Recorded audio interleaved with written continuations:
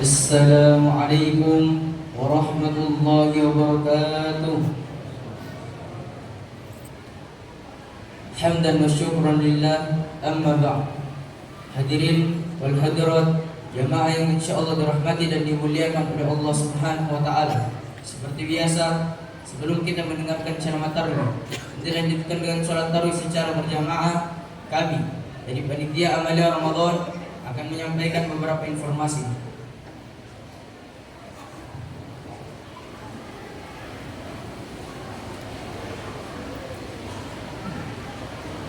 Informasi yang pertama terkait saldo kas kotak amal Ramadan.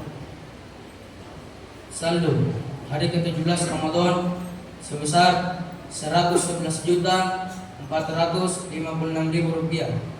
Adapun pemasukan tarwi sebesar Rp6.546.000 dan subuh sebesar Rp6.060.000. Jadi total pemasukan sebesar Rp12.606.000. Jadi jumlah saldo kas kotak amal Ramadan dari malam pertama hingga malam hari ini, alhamdulillahirabbil alamin, sebesar Rp124.071.000. Kami ulang, sebesar Rp124.071.000.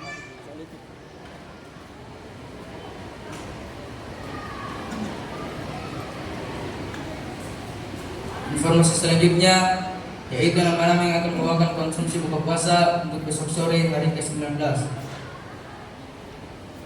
Yang pertama, Hajjah Wahida Kasima. Yang kedua, Hajjah Senabe. Yang ketiga, Hajjah Mia Abu Bakar. Yang keempat, Anti Akmal. Yang kelima, Rublana. Yang keenam, Hajjah Rahma Arsyad. Yang ketujuh, Hajjah Suhaini Arsad. Yang kedelapan, Hajjah Tia Karno. Yang kesembilan, Astrian Haji Nyiki. Yang ke-10, Endan Suwarni Asab. Yang ke-11, Ayu Lestari. Yang ke-12, Hajjah Sartika Haji Muhammad Syad. Yang ke-13, Hajjah Irnawat Haji Suwardi Hakim. Yang ke-14, Hajjah Ria Rahman. Yang ke-15, Salma Ali. Yang ke-16, Hajjah Nuraini Haji Dahlan. Yang ke-17, Ida. Yang ke-18, Hajjah Nur. Yang ke-19, Bila David. Yang ke-20, Rosmawati Majid. Yang ke-21, Haji Alan. Yang ke-22, Indah Martin Marzuki. Yang ke-23, Mustalifah Yunus Nento. Yang ke-24, Hajjah Ida Laude. Yang ke-25, Rambang. Yang ke-26, Rati Usman. Yang ke-27, Musfira Undik. Yang ke-28, Hajjah Muradekini. Dan yang terakhir, Wami Irman. Itulah nama-nama yang akan membawakan konsumsi buka puasa untuk besok sore hari ke-19. Sebelumnya, kami dari panitia Amalia Ramadan mengucapkan banyak-banyak terima kasih para jamaah yang telah membawakan konsumsi buka puasanya dari sore. Semoga amal ibadahnya dilipat gandakan oleh Allah Subhanahu wa taala. Amin ya rabbal alamin.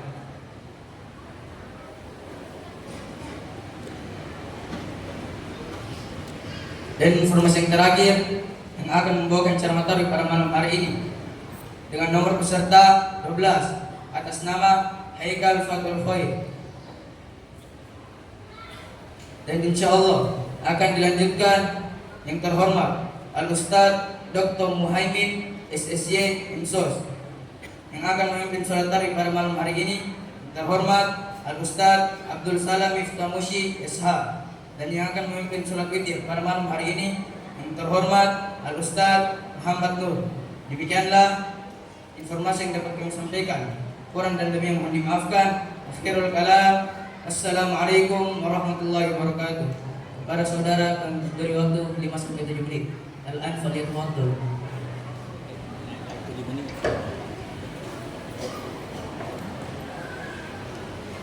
Bismillahirrahmanirrahim. Assalamualaikum warahmatullahi wabarakatuh. Alhamdulillah, hamdan syukralillah, amma ba'd. Alhamdulillah, puji dan syukur kita panjatkan kehadirat Allah Subhanahu wa taala. Tuhan yang tak pilih kasih dan tak pandang saya kepada siapapun yang bersalah. Tuhan yang memberikan kita nikmat, baik nikmat yang telah kita rasakan, nikmat yang sementara kita rasakan, maupun nikmat yang akan kita rasakan. Selawat dan salam kita curahkan kepada baginda Nabiullah Muhammad SAW, Nabi yang membawa umatnya dari zaman kegelapan hingga zaman terang benderang, yang disinari oleh pancaran iman dan takwa, atau dengan kata lain minas zulumati ilan nur. Hadirin dan hadirat yang sama-sama berbahagia, insya Allah pada kesempatan yang berbahagia ini perkenankanlah saya dari Pondok Pesantren Darul Quran Wadawa Argapura, Kota Jayapura, untuk menyampaikan sebuah ceramah yang berjudul dua golongan manusia yang dipastikan masuk neraka. Sekali lagi, dua golongan manusia yang dipastikan masuk neraka. Golongan pertama ialah seseorang yang mengabaikan Al-Quran. Perlu kita ketahui bersama bahwa Al-Quran adalah kitabullah. Makanya kita sebagai umat Islam haruslah senantiasa membaca Al-Quran. Perlu kita ketahui bersama bahwa ayat yang pertama kali diturunkan oleh Allah Subhanahu wa taala adalah Iqra, yang berarti bacalah. Jadi Al-Quran diturunkan untuk dibaca, tapi banyak di kalangan umat Islam yang memilih Al-Quran tidak untuk dibaca, malahan untuk dijadikan pajangan atau hiasan-hiasan di dalam lemari. Perlu kita ketahui bersama bahwa barang siapa yang mengabaikan Al-Quran, Allah Subhanahu wa taala murka kepadanya. Sebagaimana Allah Subhanahu wa taala berfirman dalam Quran surah Al-A'raf ayat 40 yang berbunyi, innal ladzina kadzabu bi ayatina wastakbaru anha la tufattahu lahum abwabus samai wa ma yadkhulul jannah hatta yaljal jamal fi samir khiyata wa kadzalika najzil mujrimin. Artinya, sesungguhnya orang-orang yang mendustakan ayat-ayat kami dan sombong terhadapnya, maka tidak akan dibukakan pintu surga dan tidak akan masuk surga sebelum unta bisa masuk ke dalam lubang jarum. Dalam kitab Qurutul Uyun yang dikarang oleh Syekh Abdul Aziz As-Samarkandi, beliau mengatakan pada saat Rasulullah SAW tertidur, beliau bermimpi melihat dua malaikat yang membawanya ke neraka. Kemudian Rasulullah SAW melihat seseorang yang membawa batu besar, lalu dipukulkan di kepalanya dan diuntukkan kembali, lalu dipukulkan lagi di kepalanya, dan begitulah seterusnya. Kemudian Rasulullah SAW bertanya kepada malaikat, wahai malaikat Allah, dosa apakah yang dibuat oleh orang itu? Kemudian malaikat menjawab, ia mendustakan Al-Quran. Hadirin dan hadirat yang sama-sama berbahagia, golongan kedua ialah seseorang yang meremehkan sholat. Allah Subhanahu wa taala berfirman, fawailul lil musallin, celakalah orang-orang yang sholat. Nah, timbullah suatu pertanyaan, kenapa orang sholat itu celaka? Pertanyaan inilah yang membutuhkan jawaban. Kemudian Allah Subhanahu wa taala berfirman, alladzina hum an sholatihim sahun, ialah orang-orang yang lalai dalam sholat.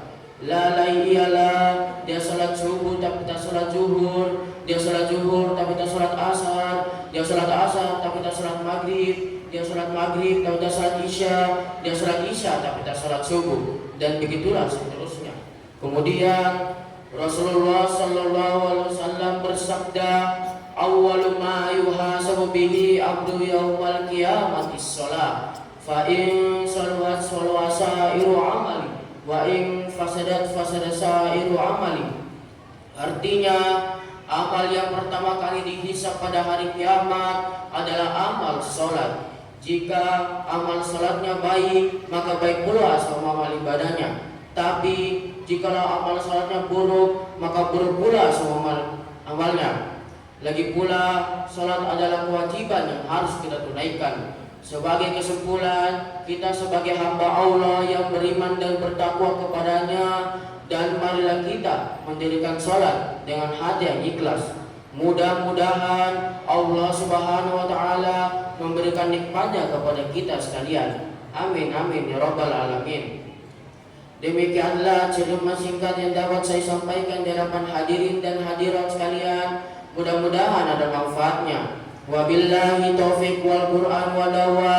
Summa assalamualaikum warahmatullahi wabarakatuh.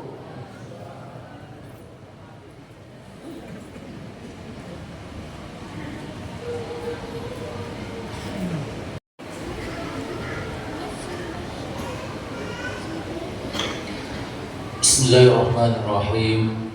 Assalamualaikum warahmatullahi wabarakatuh. Alhamdulillah wa syukurillah, wassalatu wassalamu ala rasulillah wa ala alihi wa ashabihi wa mawala. Hadirin wal hadirat jamaah tarawih rahimakumullah. Alhamdulillah adalah kalimat yang paling pantas untuk senantiasa diucapkan oleh lidah kita yang tak bertulang ini. Makanya bisa di pembukaan. Maka dari itu, mari sama-sama pada pertemuan ini kita bersyukur kepada Allah dengan melapaskannya. Alhamdulillahirabbil alamin. Selanjutnya sama-sama kita bersalawat dan bersalam kepada junjungan kita Nabi Muhammad beserta keluarga, sahabat dan seluruh umatnya. Allahumma salli wa sallim wa barik ala sayyidina Muhammad wa ala alihi wa ashabihi wa ummatihi ajma'in. Amma ba'd. Hadirin wal hadirat jamaah tarawih rahimakumullah. Jauh sekali rasanya perbedaannya dengan malam lalu. Jumlah jamaahnya maksud saya. Nah, itu karena malam lalu ada saudara-saudara kita dari masjid-masjid yang lain. Tapi alhamdulillah antusias para jamaah dengan kedatangan Guru Ta, saya kira itu sebuah apresiasi atas kedatangan beliau. Saya secara pribadi sampai merinding. Wah, ternyata di tanah perantauan ini antusiasnya masyarakat ketika mendengar ada ulama besar yang mau datang, subhanallah. Ya, mudah-mudahan itu menjadi sebuah alamat tanda bagi Bapak Ibu sekalian yang ada di perantauan ini, bahwa sesungguhnya Bapak Ibu sekalian ada kepedulian terhadap agama Allah Subhanahu wa Ta'ala. In tansurullah yansurkum. Kalau kalian membantu Allah, Allah juga pasti akan membantu kalian. Demikian kata Allah di dalam Al-Quran.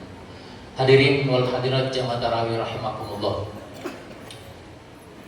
Tadi dibahas tentang Al-Quran, malam lalu juga dibahas tentang Al-Quran.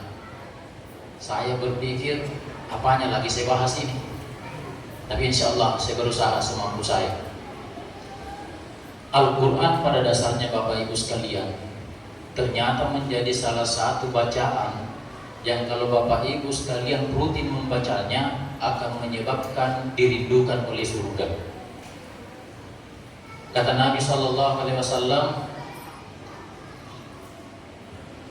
Al-jannatu mushtaqatun ala arba'ati nafar, bahwa sesungguhnya surga itu rindu kepada 4 golongan. Jadi bukan lagi dia yang rindu sama surga, tetapi surga yang rindu kepada dia. Dan ini ternyata ada 4 golongan. Siapakah yang dimaksud ke-4 golongan ini? Kata Rasulullah, ternyata salah satunya adalah talil Quran, orang yang senantiasa membaca Al-Quran dengan penuh kecintaan. Jadi kita tambah pemahamannya supaya membaca Al-Quran bukan hanya sekedar dibaca, melainkan membacanya karena cinta. Kenapa cinta? Karena memahami bahwa sesungguhnya Al-Quran merupakan kalam ilahi atau firman Allah Subhanahu wa Ta'ala. Sayangnya, sayang seribu sayang, Karena Nabi kita di dalam salah sebuah hadis pernah memprediksi. Apa prediksinya Nabi?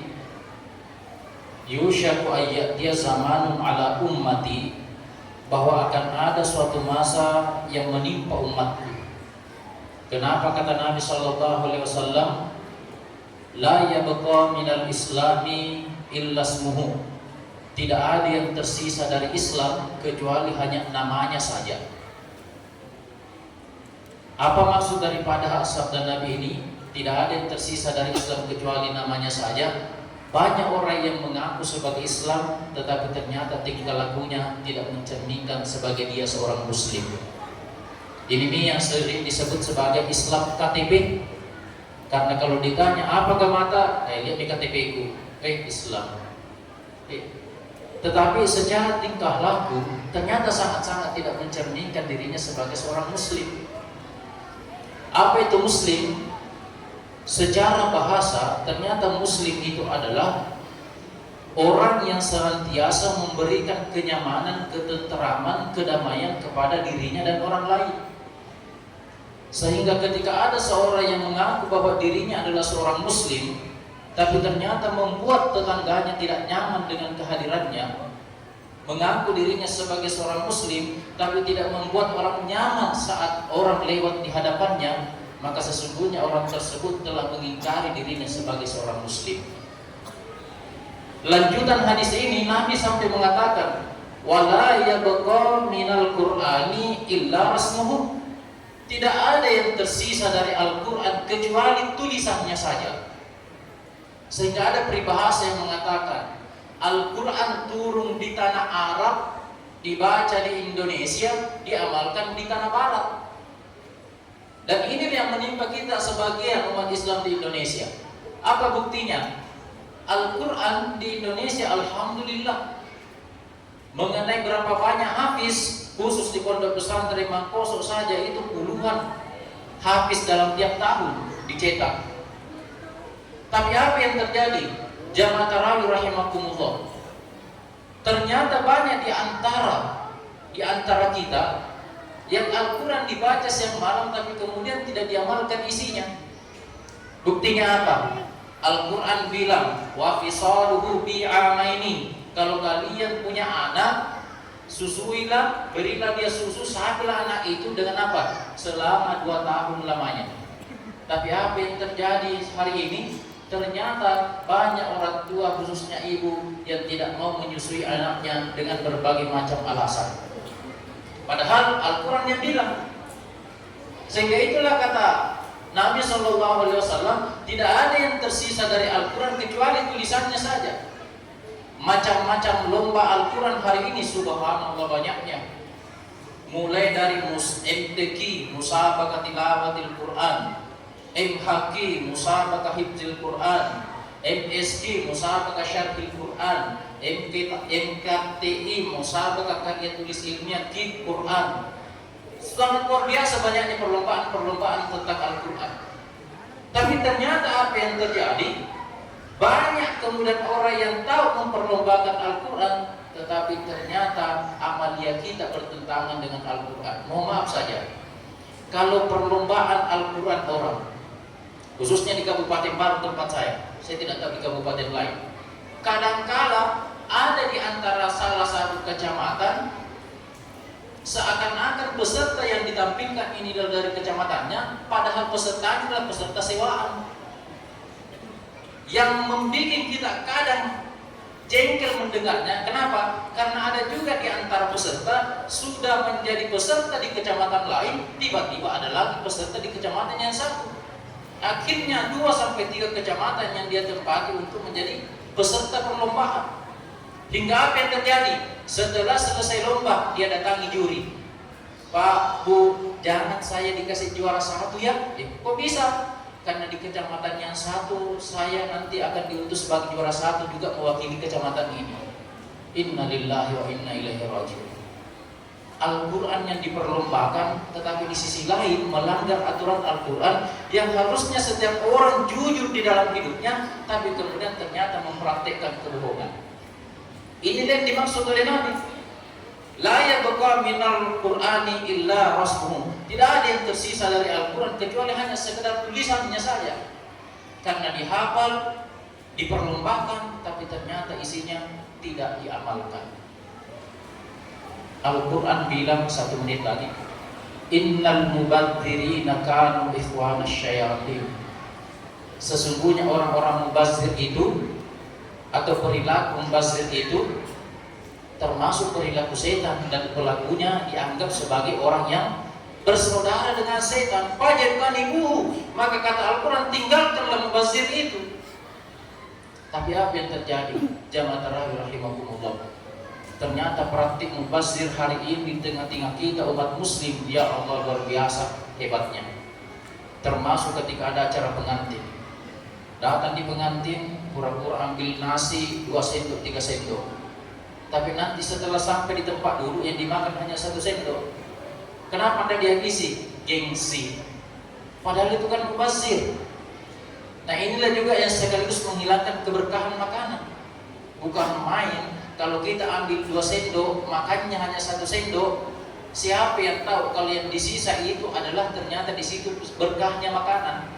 Maka ketika berkahnya tertinggal, secara otomatis yang masuk ke dalam tubuh kita adalah hal-hal yang nantinya pastinya akan mendatangkan mudarat dalam kehidupan kita. Maka dari itu, jamaah tarawih rahimakumullah, Al-Quran tidak hanya sekedar diturunkan untuk diperingati. Al-Quran turun bukan hanya untuk diperlombakan, apalagi hanya sekedar untuk dibaca, tetapi dia harus dijadikan sebagai pedoman hidup, sebagaimana sabda firman Allah Subhanahu wa taala, hudal linnasi wa bayyinatin minal huda wal furqan. Semoga kita semua yang ada di tempat ini bisa menjadikan Al-Quran sebagai betul-betul pedoman kita, bukan hanya sebagai alat jampi-jampi, bukan hanya sebagai alat untuk berobat, akan tetapi betul-betul dijadikan sebagai pedoman hidup hingga akhirnya kita menjadi orang-orang yang selamat, baik di dunia terlebih nanti di akhirat kelak, insyaallah. Amin amin ya rabbal alamin. Terima kasih atas segala perhatian. Mohon maaf atas segala kekurangan. Akhirul kalam, Allahumma musta'an wal istiqlal. Assalamualaikum warahmatullahi wabarakatuh.